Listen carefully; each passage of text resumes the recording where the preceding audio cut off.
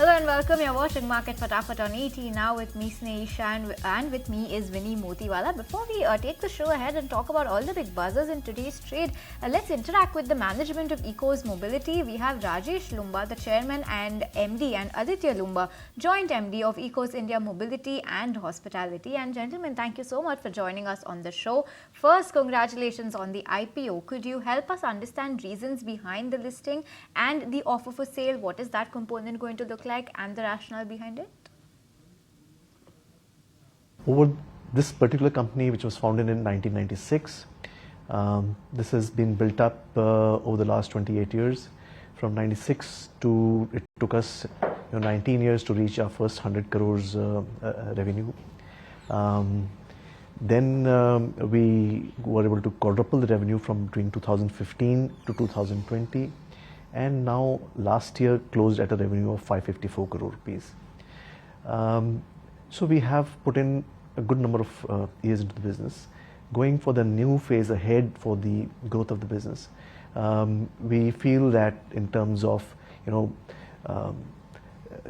our corporate visibility, credibility, the ability to expand, the kind of credibility a listing would give us would help us in our endeavors ahead, which is one of the reasons that we are going in to go public with the company now, which has till now been a family-owned business. And since the company is very well capitalized, we have grown through internal accruals, we have a very strong balance sheet.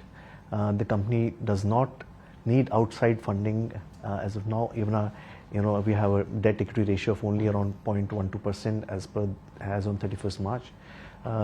So we are doing a complete OFS to get listed.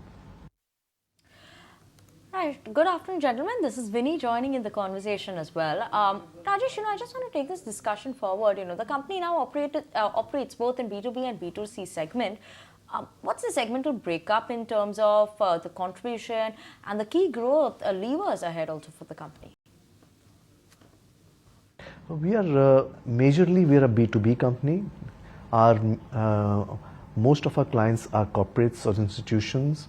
Then we do have certain B2B2C clients like travel agents, tour operators, conference organizers, wedding planners.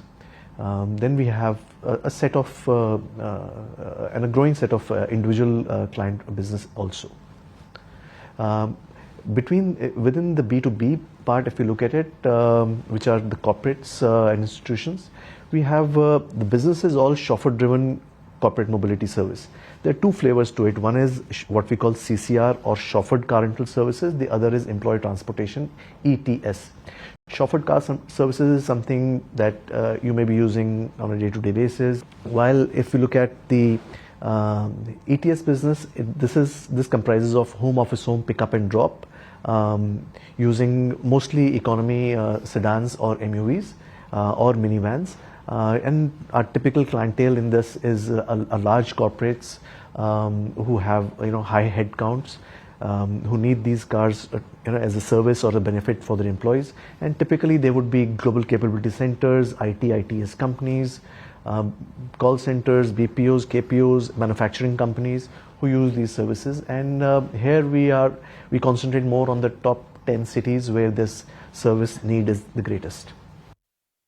Alright, Aditya, also help us understand what's the percentage for the company-owned vehicles versus the vehicles that are operated through vendors, and also how many vendors has the company partnered with so far? As we grew from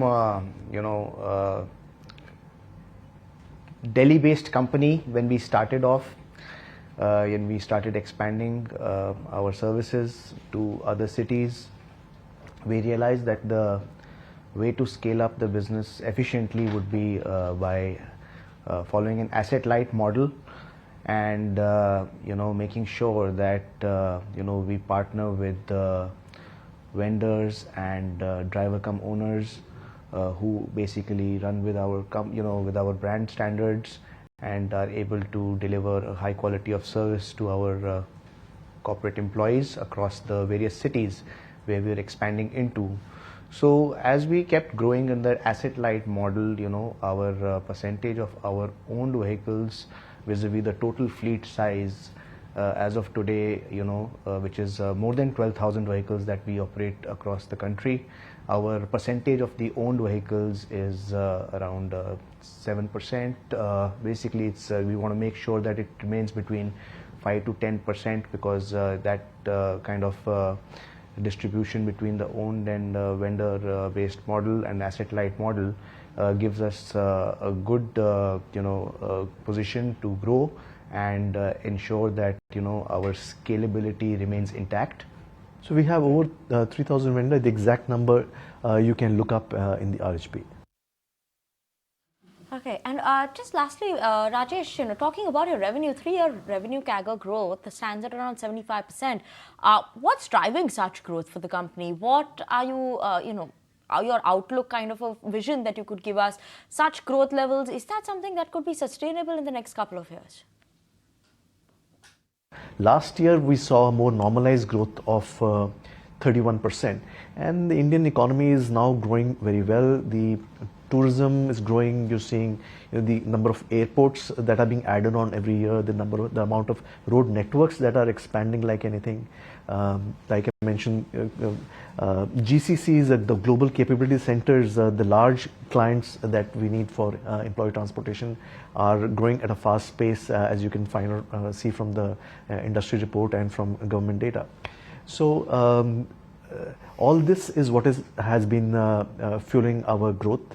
And we are very, I think we're very lucky to be a part of India at this point of time when the entire economy is growing so well as compared to anywhere else in the world. Well, as you can see now that the travel industry is poised for growth. You're seeing new airports opening up. You're seeing more aircraft added into the aviation industry. Of course, all this is basically pointing towards growth in travel in general. And definitely when people travel, they require a safe, a hygienic, a reliable ground transportation solution. And since eco-mobility is providing services across various segments, we have economy cars, premium cars, luxury cars, we have got vans, we have got SUVs, we have got even large buses. And this kind of gives them a complete choice of vehicles, a variety of vehicles across various different price points. And that is the reason why clients today are moving towards such companies who are able to take care of their entire mobility solution, and that has also aligned well with our strategy for growth. All right, well, that was the management of Eco's Mobility joining us on the show. Thank you so much, Rajesh, as well as Aditya, for joining. If you like this video, then like, share and subscribe to ET Now.